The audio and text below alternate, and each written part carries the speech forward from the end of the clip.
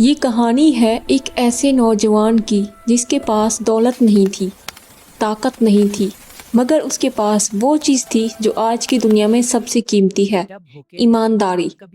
یہ کہانی ثابت کرے گی کہ سچ کا راستہ مشکل ضرور ہوتا ہے مگر انجام ہمیشہ روشن ہوتا ہے۔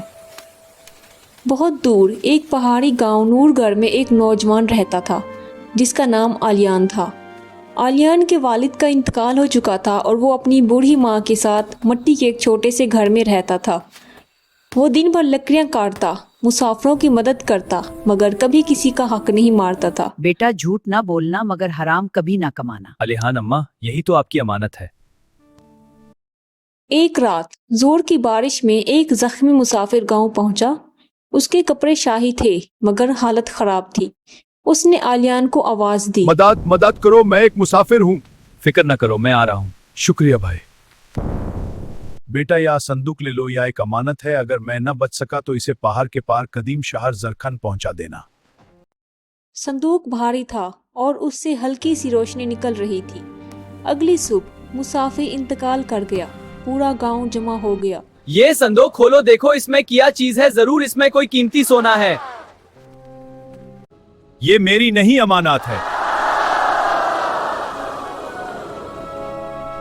آلیان ماں سے اجازت لے کر صندوق کے ساتھ سفر پر نکل پڑا۔ راستے میں گھنے جنگلات، خطرناک درے اور چوروں کا علاقہ تھا۔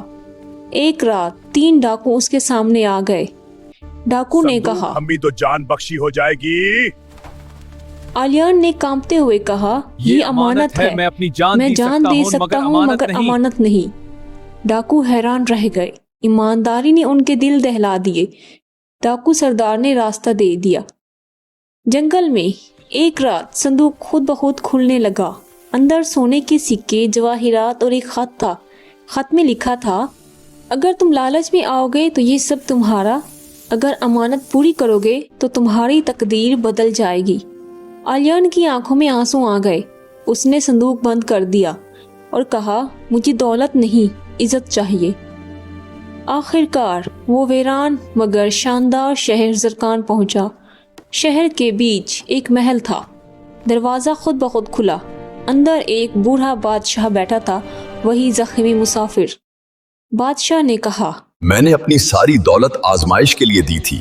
میرے اپنے لوگ لالچ میں ناکام ہو گئے مگر تم کامیاب ہو گئے۔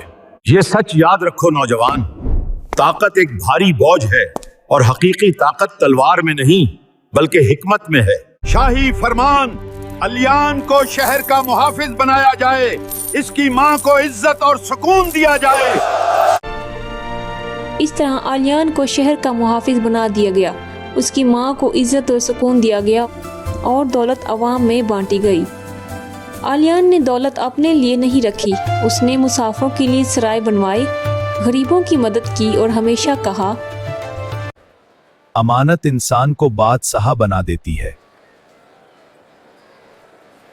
اس کہانی سے ہمیں یہ اخلاقی سبق حاصل ہوتا ہے، لالچ لمحوں کی خوشی دیتا ہے مگر ایمانداری نسلوں کو عزت دیتی ہے۔ جو امانت کا حق ادا کرتا ہے، قدرت خود اس کی حفاظت کرتی ہے۔